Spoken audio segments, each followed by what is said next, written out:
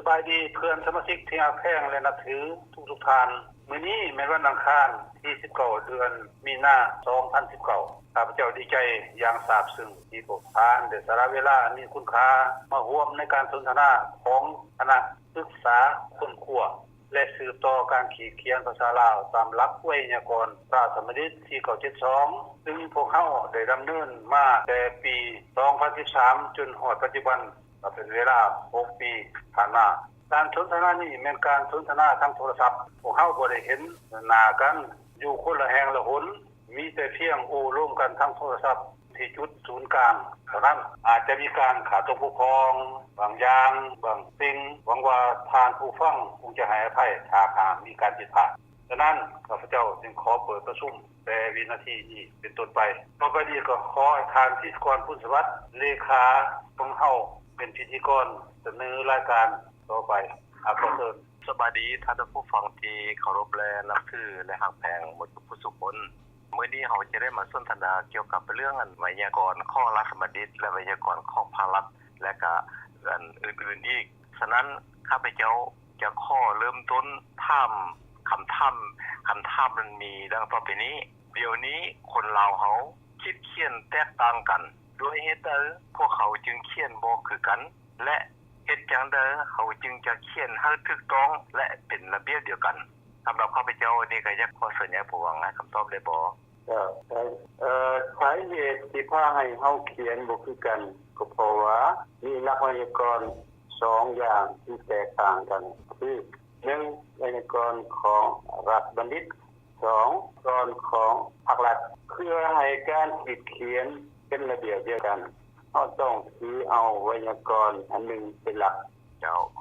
ขอบใจอย่างบุญเกิดมีการขัดข้อเราได้บ่ข้ออย่างบุญเกิดแต่เอาความเห็นเงินบุญเกิดเด้อ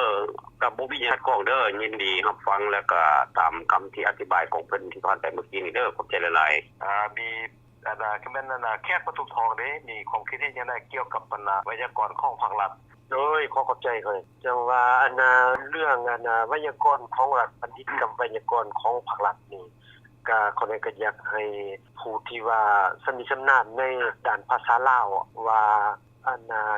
4972ซึ่งว่ามีการแตกต่างราชบัณฑิตกับภาครัฐครับเจ้าบ่เข้าใจว่ามันสิแตกต่างกันหม่องใดว่าภาครัฐกับราชบัณฑิตเนี่ยอยากให้ขอให้ยะผู้ฟังบ่หรือว่าฐานอื่นๆที่ว่ามีความสนิทสนานนี่ให้ความกระจ่างแจ้งเบิ่งว่ามันแตกต่างกันแบบใดเนาะขอโทษขอบใจแขกประตูทองอยากให้ผู้ฟังจะให้คำตอบได้บ่หรือว่าแม่นยาแพงทองขอพี่แพทย์ทองขอสบายดีบ่ทุกคนขอให้ผู้วังษาเป็นสำนีสำนานหลายก่อนข้าพเจ้าก็สิขอเสริมเติมเอาว่านั้นน่ะเนาะตามที่แล้วขอบใจเอาขอสัญญาผู้วังเจ้าหมายความว่าคำถามของยาน้องแสนต้องว่าไวยากรณ์ของรัฐบัณฑิตกับไวยากรณ์ของภาครัฐมีความแตกต่างกันอย่างไรท่านบ่โดยมันก็ต่างอยู่คือว่าไวยากรณ์ของภาครัฐนั้นเพิ่น1ก็แม่นเพิ่นบ่ค่อยใช้ตัวรอแต่ปรากฏว่าเพิ่นเอาขึ้นมาใช้แล้ว2มาเพิ่นก็บ่ใช้จูงควบนี่เพิ่นใช้อยู่เมื่อเพิ่นบ่ใช้ควบใช้จูงบ่ใช้ตัวรอแล้วเพิ่นก็จะเขียนไปตามเสียงที่เฮาได้ยินได้ฟังบ่ได้ครบถ้วนเป็นตัวอย่างเพิ่นเขียนตะลาดนี่เฮาสิอ่านเอาว่าให้ไว้ตะละก็บ่ได้ก็ต้องอ่านตะละตะโยดนี่คือความแตกต่างมันอยู่จังซี่สำหรับราชบัณฑิตเพิ่นก็เขียนตะละโดดประโยชน์โดดขยายโดดอันนี้นะขอบใจครับขอบใจยายสิสุมีการขัดข้องอย่างบ่ยายสิสุขอบใจอย่างที่ก่อนอันผู้ค้าแล้วมันคือจังซี่คันสมมุติว่าทางภาครัฐเพิ่นตอบเฮาจังซี่สิว่าจังได๋ซั่นเพิ่นว่าพวกข่อยใช้อยู่บ้านข่อยนะคน6ล้านใช้นะพวกเจ้าออกไปนอกประเทศคนบ่พอล้านนี่พวกเจ้าใส่กันเป็นเบิดทุกคนบ่ภาษาลาวเห็นบ่ของราชบัณฑิตน่ะเป็นของอดีตไปแล้วมันหมดไปนำศพแต่วันที่2ธันวาคมพุ่นแล้วนี่หั่นพวกข่อยมาเอาอำนาจใหม่มาเฮ็ดแนวใหม่นี่ก็มันต้องใส่ตามนี้ซั่นอันสมมุติว่ามันเป็นการสนทนากันลักษณะนี้พวกท่านเป็นจังได๋ซั่นขอเชิญเลยอันนี้สิให้ข้าพเจ้าตอบหรือจังได๋ก็สนทนากันนี่แหละเพราะว่ามันสำคัญเด้นี่ราชบัณฑิตหลายคนบ่เข้าใจเด้4972แล้วคนพวกเจ้าเอาเรื่องนี้มาได้ใช้เขาสิว่าจังได๋บัดนี้ต้องจริงมันหมดไปแล้วนะเขาสิว่าจังซั่นได้คนใส่หลายคนมื้อมันใส่ไวยากรณ์ของภาครัฐที่ระดับ7,000 2,000ว่ามานี่แหละซั่น อันนี้มันก็เป็นการขัดแย้งกันอยู่ตรงนี้แหละครับพี่ว่าก็ลงสนทนากันเบิ่งเรื่องนี้ครับมันเป็นประโยชน์ก็ร่วมกันบ่เป็นโอ้ยบ่เอาตัวนี้กับตัวนี้แล้วไปบ่นี่ก็สุดแล้วแต่ทั้งการประชุมเฮาก็ประชุมเฮาสิตกลงกันซั่นก็คนต้องบ่แม่นว่าอยากสิสอดอกเว้าการสนทนากันบ่แม่นคิดซ้อเนี่ยบ่คิดซ้อคุณสัญญาผู้หวังถ้าเพิ่นถามจังซั่นเฮาก็มีคำตอบอยู่เพราะว่าอันสิเอาตามไวยากรณ์ของเพิ่นหั่นแต่ว่าเขียนตามเสียงบ่ได้ครบถ้วนแล้วมันก็บ่สมบูรณ์แบบแล้วคือสุภาษิตเพิ่นว่าภาษาบอกชาติมารยาทบอกสกุลเพื่อให้ลาวเฮามีภาษาปากเว้าเขียนอย่างสมบูรณ์เฮาก็ต้องดัดแปลงมันเป็นธรรมดาขอตอบต่อไปว่าท่านคือที่สุดเพิ่นว่าหลายแสน40กว่าปีแล้วเฮ็ดมาไผก็เขียนตามนี้แม่นอยู่มันทำบ่ถูกถามเฮาว่ามันบ่ถูกอยู่บ่ใดเฮาก็ตอบได้คือตัวอย่างคนเขียนประโยชน์นี่เฮาสิอ่านประโยชน์ได้จังได๋คือเขียนค่าย้ายเนาะสิว่าค่าย้ายได้จังได๋ในเมื่อมีช่องไวยากรณ์เขาควรเขียนตามไวยากรณ์ได้และด้วยเหตุผลได้อันนี้นี่ขอให้อย่านุภัยตอบได้บ่แม่นนุภัยเนาะก็สิพยายามตอบมันได้คันว่าสิได้ดีหรือบ่ดีซำใดก็ขออภัยนำทุกๆคนเนาะหลักไวยากรณ์ที่เฮาควรเขียนเรียนรู้ก็คือหลักไวยากรณ์ของราชบัณฑิตเพราะว่าไวยากรณ์นี่ได้ผ่านการค้นคว้าจากบรรดาท่านผู้อาวุโสซึ่งมีความเชี่ยวชาญด้านภาษาลาวและได้ใช้เวลานานในการค้นคว้าถึง23ปีตั้งแต่ปี1949ฮอด72ถ้านำหลักเฮาสามารถเขียนตามเสียงที่เฮาได้ยินได้ฟังโดยบ่ขัดข้องแต่ถ้าเฮาเอาตามแบบของภาครัฐเฮาจะเขียนตามเสียงบ่ได้ครบถ้วนเช่นตัวอย่างภาวะขยายสติโลเขียนตามเสียงอันนี้ภาวะขยายสติโลอันนี้เขียนบ่ถูกตามเสียงอย่างหนึ่งเขียนไปอย่างหนึ่งอันนี้ก็มีความเห็นนั่นเท่านี้แหละเนาะจะเอาข้อความเจ็ดอะไรอย่าให้นุภัยพูดนี่มีคำคิดเห็นจังได๋เอาก่อนอื่นสิสุขอย่างสิสุขก็เพิ่นก็ว่าเพิ่นถูกเฮาก็ว่าเฮาถูกนะเฮ็ดจังได๋ซั่นจักไปถูกแล้วบ่จริงก็ได้อันนี้พอเพิ่นก็เถียงกันหมดขึ้นก็บ่หมดกันแล้วเพิ่นก็ว่าบ่ค่อยถูกผมจอดบ่ถูกผมจอดมันเป็นคนอยู่ในอดีตที่หั่นข่อยมันคนอยู่ในปัจจุบันพวกข่อยอยู่ในอำนาจข่อยต้องถูกสิข่อยเว้าไปเป็นจังได๋ตามหลักของระบอบมันเป็นซั่นก็ขอคอมเมนต์ตัวนี้แล้วนี่ก็บอกไปมาเพิ่นก็ว่าห้อย6ล้านคนนี่เขียนคือจังซี่บ่จริงไปยังคนนี้ไปบ่พอกรอบนึงว่าจะว่าตัวถือกรอบพวกนี้ก็ซั่นแล้วเขาสิเราก็สิว่าเฮาจังซั่นได้พอนะก็ได้คันเพิ่นมาเว้านำเฮาจังซั่นเฮาสิดีใจได้เฮาสิได้อธิบายเพิ่นมันถูกได้จังได๋ในเมื่อเพิ่นเขียนว่าคือเฮาว่าภาวะจังซี่เพิ่นเขียนภาวะมันสิถูกได้จังได๋ขยายเพิ่นก็สิว่าขยายมันถูกได้จังได๋จังน้องสิสุผู้ลางคนก็สิว่าเอ้าเฮาเขียนภาวะได้อ่านไว้เอาอ่านไว้มันก็บ่ได้คันเขียนลงไปมันก็เป็นพระมันก็เป็นวาเลยก็พระหยายล่ะตะตีโลก็จังซั่นมันบ่ได้พวกเขาขอโทษเนาะขอเสริมหน่อยนึงเนาะเขาน่ะก็บ่ได้ว่าเพิ่นเขียนถูกหรือเพิ่นเขียนผิดเฮาถูกหรือเพิ่นผิดเฮาผิดหรือเพิ่นถูกเขาน่ะบ่ได้ว่าจังซั่นเขาน่ะเว้าในโลกปัจจุบันนี่ในความหมายของเพิ่นเขียนน่ะมันบ่มีความหมายในโมของเพิ่นเขียนในแต่ว่าคำเว้าของเพิ่นเขียนมันบ่มีความหมายลึกซึ้งเทียบกับว่ามันเป็นเฉพาะเจาะจงเพราะฉะนั้นมันจังว่าบ่แม่นว่าเพิ่นเขียนบ่ถูกแต่ด้วยความหมายของภาษามันบ่ได้ฉะนั้นแล้วว่าท่านบ่ถือก็บ่ถือแท้เนี่ยซิมอนเอาเพิ่นว่าเพิ่นถูกเด้เพิ่นว่าเพิ่นถูกก็ถือแสดงว่ามันบ่มีความหมายแต่ปัญหามันอยู่บ่หันแต่ความหมายของมันบ่มีก็มันก็ยุ่งแล้วอันนี้แขกประชุมช่องจะขอประกอบส่วนนำเนาะเพราะว่าเรื่องนั้นเรื่องถูกนี่ก็บางอันก็บ่ถูกบางอันนั้นเขียนถูกอยู่แต่ว่าความหมายบ่มีความหมายอันนี้มีความหมายนะเพราะว่ายกตัวอย่างคือเพิ่นเขียนเบียร์มาเฮาอ่านบ่เป็นเบียร์สระอีตัวโบแล้วก็ตัวโยเขาอ่านบ่เป็นจักสิอ่านแบบใดอันนี้ทั้งเขียนทั้งผิดแล้วก็เขียนอันบ่มีความหมายบัดนี้คืออันกระทรวงยุติธรรมเว้าขอโทษนำธรรมขอโทษสระอำมันเป็นการทำอันนี้เขียนถูกอาจเพิ่นว่าเขียนถูกแต่อันเฮาก็อ่านได้แต่บ่มีความหมายเข้าใจมีขอโทษในแว่นเฮาขอเติมนะแขกผู้ทองว่าเมื่อกี้มันยุติธรรมเนาะยุติแปลว่าธรรมดามันหยุดเสาเนาะธรรมไม่ได้เป็นตีนคำไหลเลยแม่นบ่เนาะก็จังซี่แล้วเฮาจึงมาเว้าได้ว่าคำเพิ่นเขียนหันคันผู้ฮู้จักเฮาก็ว่ามันมีความหมายจังได๋แต่คันถ้าว่าเพิ่นตีความหมายว่าเป็นความยุติธรรมแต่ว่ามันบ่ถูก กรรมภาษาลาวเขาอันนี้เนาะเขาเข้าใจเขาไม่ได้เอามาตกลงกันอยู่ในลักษณะเป็นดีซะเนาะเพราะว่าราชบัณฑิตท่านเขาได้เขียนสมมุติว่าภาวะขยายสิโลเขาเขียนตามเสียงใดเนาะแล้ววันนี้คือภาวะขยายสิโลเขียนบ่ถูกตามเสียงอย่างนึงเขียนไปอย่างนึงอันนี้เขาบ่เอาซะเขาเอาอยู่ในหลักของราชบัณฑิตนี่เพื่อให้เขียนนั้นมันถูกต้องและให้มันมีความหมายอยากให้อธิบายเกี่ยวกับพยัญชนะนำพยัญชนะประเภทใดจึงเอิ้นว่าพยัญชนะนำและเป็นหยังจึงเอิ้นว่าพยัญชนะนำสมสนิทตอบบ่ตอบไปได้พยัญชนะนำแม่นพยัญชนะ2ตัวประกอบกับสระเดียวเมื่อพยัญชนะ2ตัวประกอบกับสระเดียวเพิ่นเอิ้นว่าพยัญชนะนำเพราะมันนำกันไปตัวอย่างหมา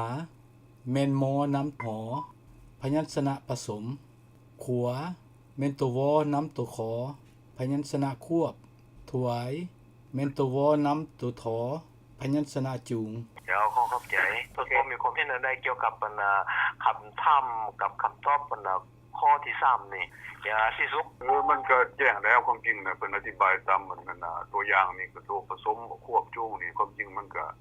เฮาเขียนเรื่อยๆแต่เฮาก็บ่ให้ความสำคัญว่าตัวใดผสมตัวใดควบตัวใดจูงครับแล้วเฮาอิงใส่ตัวอย่างที่เพิ่นเสนอมานี่ก็แสดงว่ามันก็แจ้งสมควรฉะนั้นแต่ว่า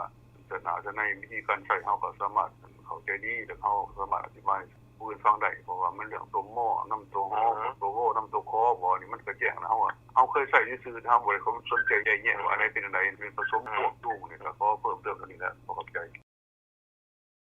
พยัญชนะนำจัดเป็นจักประเภทและมีประเภทได้แด่พยัญชนะนำจัด3ประเภทหรือ3พวก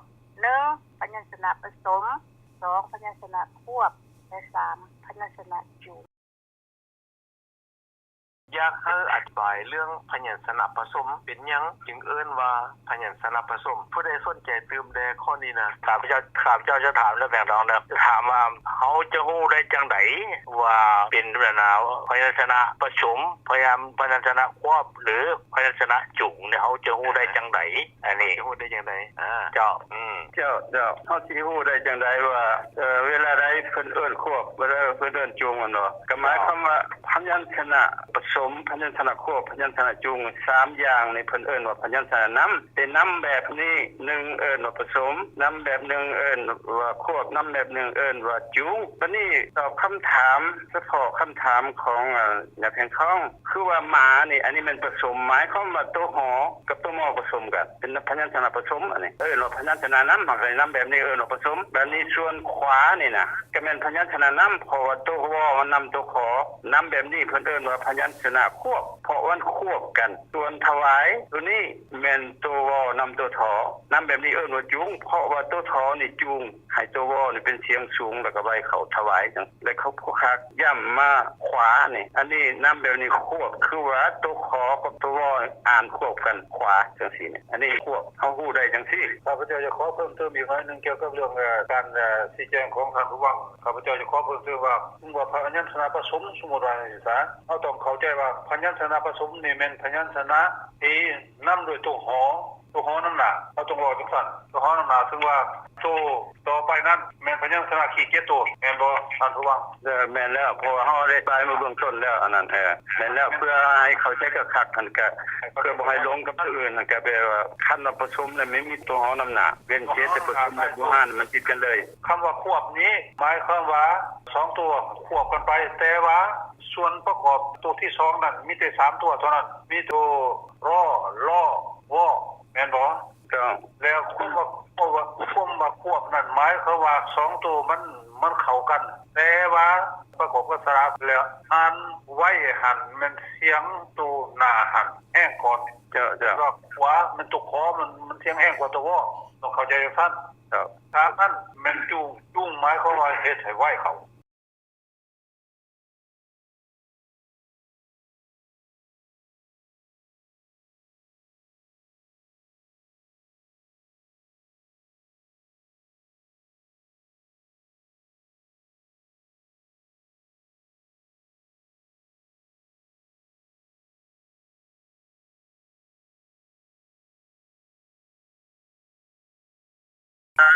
อย่าบนเกิดถามมาตัวรอนี่ใช้เวลาได้แม่นบ่ เอาแล้ว เจ้าตัวรอนี่มันผสมกับตัวหอแล้วเป็นตัวรอแล้วมันจะบ่หอยจักเทื่อแล้วสำหรับความลาวเฮานี่ก็หายากแต่ว่าไทยนี่ใช้หรือแล้วอันนี้ขอเชิญยามหานุภัยเพิ่นมีกับก่อนเกี่ยวกับความลาวเฮาที่ใช้ว่าหรือแต่ก่อนที่ให้ยานุภัยเว้านี่ผู้ค้าอยากเสนอว่าสมมุติว่าความลาวเฮาบ่มีในคำว่าหรือว่าหรือว่าหยังนี่ก็ตามแต่ว่าเพิ่นต้องมีตัวหนังสือนี่ไว้เพราะว่าจักได้ยินเสียงแนวใดเฮาก็เขียนไปได้หมดขอเชิญยานุภัยเว้าเรื่องกับก่อนที่เขียนเรื่องว่าหรือนี่นะเพราะว่าเพิ่นดูวันนี้เนาะข้าพเจ้าก็เห็นอยู่ในอันปึ้มปอป้าเนาะอันเพิ่นแต่งอันกาบก้อนอันเกี่ยวเกกับพระธาตุหลวงนะพระธาตุหลวงเวียงจันทน์นะแล้วนั้นข้าพเจ้าสิมาเว้าอยู่บนขอบ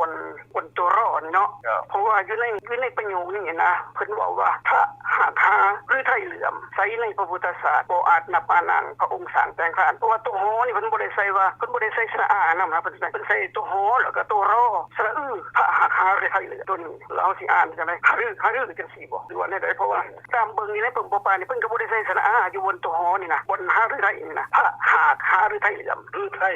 หาหรือไทยเหลื่อม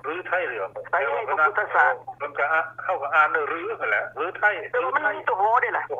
หอใส่ตัวรอเป็นตัวรอก็มันหรือพระหากหาหรือไทยเหลื่อมใส่ในพุทธศาสนาหรือไทยเหลื่อมพระหากหาหรือไทยเหลื่อมใส่ในพุทธศาสนาบ่อาจนำอานังพระองค์สร้างแต่งขานนี่อยู่ในปึ้มปอปาอันประวัติศาสตร์ของมันพระธาตุหลวงเวียงจันทน์เฮานี่นะอันนี้แสงทองของเขาคิดเพื่อเป็นนะข้าพเจ้าเป็นคำศัพท์เฉพาะข้าพเจ้าคือคำศัพท์เฉพาะอันเป็นต้องเขียนจังซี่มีความหมายจังซี่เป็นใส่อยู่ในกาบก่อนอยู่ในอันบทเขียนที่บ่เว้าเขียนธรรมดานี่อาจสิบ่ใช้อันนี้ข้าพเจ้าคือเพราะว่าพระฤทัยนี่มันเกี่ยวกับเรื่องอันสวงเชิงเชื้อเจ้าโอสิซะเฮาต้องแปลคำว่าฤทัยนี่คำว่าฤทัยนี่บางคนก็ใช้ตัวรอบางคนก็ใช้ตัวรอก็สิแม่นตัวได้ชื่อคำว่าฤทัยนี่แปลว่าใจฤทัยเหลื่อมแปลว่าเหลื่อมจิตใจเหลื่อมใสพระหากหาหรือไทยเหลื่อมใสในพุทธศาสนาแปลว่าจิตใจเหลื่อมใสในพุทธศาสนาเนาะถ้าเพิ่นใส่พระฤทัยนี่ก็สิมีความลึกซึ้งในเกี่ยวกับเรื่องศาสนาหรือเรื่องความรู้สึกอันลึกซึ้งเพราะว่าเรื่องฤทัยมันเป็นความเว้าที่เขาใส่ในเพลงมันทั้งเลยตัวนี้แต่ว่าเรื่องใจบ่มันสิต่างกันบ่นี่นะคันถ้าเพิ่นว่าหาฤทัยนี่ก็สิแม่นมันนักกว่าหันมันมีความหมายลึกซึ้งกว่าหันแม่นเพราะว่าคันฤทัยธรรมดาเฮาได้ยินบ่เพลงตกเป็นไทยทั้งลำมันก็มีได้ดวงฤทัยเขาร้องอยู่ในบ่แม่นมีความหมายแล้วมันต่างหากเรื่องสังสิมั่งพ้นตัวนั้นบ่แล้วเรื่องความรู้สึกพ้นปืนได้มีแนวใดแน่นี่ซิมอนเนาะครับผู้ค้าว่าก็นี่มันเข้าไปราชาศัพท์และตามรับฟังเหมือนกับผู้ค้าคือได้ล่ะก็แม่นแล้วเรื่องฤทัยนี่แม่นราชาศัพท์แล้วเอาก็บ่ทันได้ค้นคว้าเบิ่งฤทัยมันผู้ค้าชื่อค้นคว้าเบิ่งฤทัยนี่มันจังได๋แต่จะเป็นฤทัยหรือว่าฤทัยนี่มันแม่นคำมาราชาศัพท์อยู่แล้วตัวรอหรือตัวรอตัวนี้ผู้ค้าบ่แน่ใจแต่ส่วนมากคันตามเนื้อเพลงต่างๆที่ไทยเขาเจ้าใช้หรือลาวเฮาใช้มันตัวรอมันตัวรอแต่ว่าเพื่อให้มันเสียงเสียงเพลงหันมวลเพิ่นอาจสิใช้ตัวรอดังตัวรอก็ได้คือว่าดวงฤทัยจังซี่นะมาจากคือตัวอย่างผู้ค้าแต่งเพลงอันนึงเว้าเรื่องฮานอยแม่นยะน้องมาฮานุภัยช่วงว่าบ่นึงเพราะว่าฮานอยบ่นึงเพราะว่าฮานอยอันนี้ตัวใส่ตัวนอตัวนี้เพื่อให้มันสัมผัสกับเสียงซื่อๆว่าเพิ่นตัวขอโทษนี่รู้ว่านี่ว่าเพิ่นตัวรอนี่นะบัดนี้มันมีข้อรอก็มีเด้ธรรมดาบ่แม่นตัวฮอรอเด้ตัวอย่างข้อรอนี่เพิ่นเว้าเรื่องคฤหัสถ์นี่บ่เห็นบ่นี่มันก็ใส่กันจังซี่ที่บ่แม่นวะแม่นแหละคฤหัสถ์ตัวรอเด้คฤหัสถ์นั่นแหละเห็นบ่แม่นคฤหัสถ์เด้อคนคฤหัสถ์ว่ามันแล้วแม่นแล้วอย่างที่จุกคือค่าคฤหัสถ์นี่เห็นบ่มันบ่ได้เกี่ยวกับใจอันนี้แต่ว่าอาคารหรือบ้านเรือนใหญ่ๆงามๆน่ะท่านว่าคฤหัสถ์คือพวกภาครัฐอยู่คุมื้อนี่แล้วพากันดูคฤหัสถ์บ่เห็นบ่คฤหัสถ์ก็แปลว่าเป้ไปตามนึงนะคฤหัสถ์ก็แปลว่าเป้ไปตามนึงบ่หมายถึงคฤหัสถ์มันออกต้นญาติโยมบ่ว่าหยังนั้นบ่ซะโอ้ยคฤหัสถ์มันออกต้นญาติโยมคือพวกเฮานี่ครูบาเพิ่นฮ้องพวกเฮามันคฤหัสถ์แต่ว่าบ่เป็นนักบวชนี่มันคฤหัสถ์ยัง รถไฟอันที่ว่านี่บ่แม่นฮัดได้มันหาดได้ หาจะมันเฮือนซ่านบ้านซองนี่ล่ะอย่า แสดงว่ามันมีคือฮัดก็คือฮัด ก็จะเขียนคือกันใส่ตัวโรหันดินคือกัน ก็ว่าก็มี2อันก็คือฮัดก็คือฮัดตัวความหมายแตกต่างกัน เขียนใส่ตั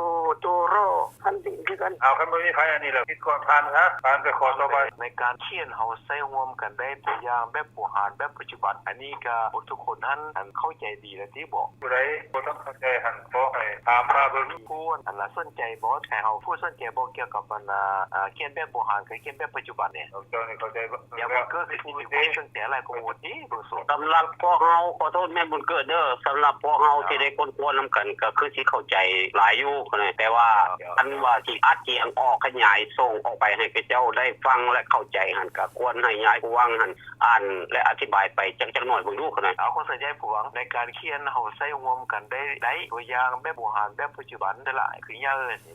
แบบโบราณนี่เยอะแบบปัจจุบันนี่เยอะสละไอแม่ม้วนตัวห้อยอแม่หรือนอนมอนลายแบบเดียวกันเมื่อกี้แม่ที่มอนได้ถามว่าเฮาใช้ตัวนอนั้นใช้ตัวนอกับข้อนอหั่นน่ะเมื่อกี้นะ เจ้า นี่ได้หลักการแบบนี้หั่นน่ะ อันนี้แปลว่าในการเขียนให้เฮาใช้ร่วมกันได้หรือว่าควรใช้เลยแหละตัวอย่างว่าแบบโบราณนี่ใหญ่นี่เฮาเขียนสระอายไม่ม่วนและหอตัวย่อหอยไม่เอกถึงตัวย่อหอยนี่เกิดว่าใหญ่แล้วในคณะเฮานี่ผู้ชายอยากแนะนํให้เวลาเขียนอยากให้เขียน2อย่างนี่ก็ให้คนท่วงแต่เฮาจะได้อธิบายให้เขาเจ้าว่าใหญ่แบบใหม่นี่คือว่าสระอายไม่ม่วนและตัวหอและตัวย่อธรรมดาและไม่เอกถึงตัวย่ออันนี้ใช้ได้ทั้งสองบัดนี้นอนนี่ก็ต้นนอนี่แม่นตัวหอกับตัวนอแปลว่าเขียนติดกันเลยเอาสระออนไปใส่ก็เป็นนอนในแบบโบราณส่วนแบบปัจจุบันแบบใหม่นี่ก็บ่ใหม่แล้วหลายปีมาแล้วแม่นหอสมนอแล้วก็เอาสระออนไปใส่ก็เป็นนอนคือกันส่วนหมอนต่อมาก็แม่นตัวหอกับตัวมอแบบเขียนติดกันเลยนะก็เป็นหมอนและบัดนี้แบบใหม่นี่ก็คือหอสมมอแล้วเอาสระออนไปใส่ก็เป็นหมอนบัดนี้ส่วนหลายบัดนี้หลายนี้แปลว่าตัวหอเอาตัวรอหอยอยู่ลูกเอาสลายมาใส่เป็นหลายอันนี้แบบโบราณแล้วหลายแบบปัจจุบันแม่นหอสมรอเป็นตัวรอเอาสลายมาใส่บัดนี้บอนหมายเหตุที่อยากให้ทุกท่านทุกคนได้เข้าใจโดยเฉพาะคนทั้งนอกได้เข้าใจว่าหมายเหตุตัวย่อหอยใช่เฉพาะสมกับตัวหอให้เป็นตัวหยอให้เป็นตัวหยอเพราะว่าตัวหยอนี่มัน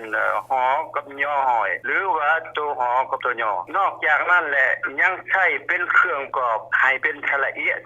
เพราะนั้นละเอียดสระเอียดและผสมให้ตัวหอยเป็นตัวหยอนอกนั้นแล้วจะใช้ตัวหยอหอยบ่ได้คันละคนอธิษฐานว่าคือว่านักเรียนเด้เป็นหยังจังตัวหยอหอยได้อันนี้มันอยู่กลางพยัญชนะมันบ่ได้อยู่ท้ายคันอยู่ท้ายแบบบันน่ะสระเอียดบ่แบบบันน่ะยังคือแต่ก่อนเพิ่นเขียนว่าโดยนี่มันเพิ่นหอยอันนั้นบ่ถูกแล้วบ่ใช่แล้วหมายเหตุนี่แหละสำคัญหลายอย่างให้โดยเฉพาะผู้อยู่ทางนอกเพิ่นไปว่าอ่านแล้วอ่านอีกแล้วมาเบิ่งคักๆว่ามันใช่ได้ใดใช่ผสมกับตัวหอให้เป็นตัวหยอและใช่ประกอบให้เป็นสระเอียดเท่านั้นขอตัดเองเนาะเส้นทางเราเว้าได้นะมันก็ได้เกี่ยวครับมาเว้ากันเมื่อกี้ภาษานั้นภาครัฐเพิ่นเขียนนั่นตัวเบียร์ลาวเพิ่นแล้วเนาะบ่เนาะผู้ค้าจะว่าแค่ว่าวนนี่แหละก็เนี่ยอันนั้นนะสระเอตัวมอตัวย่ออันเขาอ่านคือข้างนอกเนี่ยเขาอ่านบ่ได้แล้วบ่เข้าใจเพราะว่าตัวนี้นี่มันบ่เข้าอยู่ในลักษณะที่ว่าเขาเว้ากันอยู่เดี๋ยวนี้มันสระเอียนี่มันใช้ได้แต่2แนวเท่านั้นแค่นั้นใช้บ่ได้หมายความมันก็เขียนบ่ถูกแล้วทั้งเขียนสระเอตัวบ่ตัวย่อนี่คือน้องแขกถามว่านึงนี่ตัวนี้แหละอันนั้นข้าอยากขออันนั้นเว้าหรืออธิบายตามความเข้าใจของผู้ค้าพวกเพิ่นเขียนเขียนเบียนี่คือว่าสระเอตัวบ่ตัวย่อเฮาสิไปอ่านสระเอได้จังได๋มันเบเนี่ยก็เป็นเบจังซี่แหละย่าแล้วว่ามันเป็นเบียได้จังได๋กันจะให้มันเป็นเสียงเอก็ต้องเอาไม้กันไปประกอบใช้จังได๋เมื่อไม้กันประกอบใช้มันก็เป็นเบียอยากให้เป็นเอเอาสระอาใส่อีกประเทศนั้นมันถูกต้องบ่เลยนะตอนนี้พวกกันที่อยู่นำภาครัฐมีหยังงั้นเขาเจ้าว่ามันถูกเพราะว่าเขาเจ้าลืมซื่อๆถ้าว่าเขาเจ้าตั้งใจเฮาอธิบายนี่เขาเจ้าจะเข้าใจบ่แม่นซิมอนก็อยู่บ่ตอนนั้นก็ว่าเรื่องเขาอยู่ว่านี่มีคนผู้นึงนะว่าน่ะมาส่งมาอยู่นะมาต้นของคนนั้นก็ลืมบ่หน่อยเขาเจ้าสนใจเฮาอยู่บ่แม่นบ่สนใจ แต่คนทางนอกเขาเจ้าสนใจ โอ้ใหญ่แล้วจะได้ห้องประทานนั้นเวลาเขายังมีอยู่บ่หรือว่าไป แล้ ทุกแล้ว ถามเจ้าของบ้านมึงดูเนี่ยสิสุกว่าจังได๋เอาสิ เฮาก็เอามาหลายเติบได้นี่ก็จุดสะก่อนกว่าว่าบ่เป็นหรอกแต่เฮาก็ลุกกันมาแล้วคันมันเอายาวหลายแบบทั้งผู้ฟังก็สิเขาจะอยากได้มันหลายปวดได้นี่ แม่นแล้วบ่ คันว่าจังซั่นเอากระโจไว้บนนี้ก่อนเขาจังต่อเขาว่าซั่นเนาะ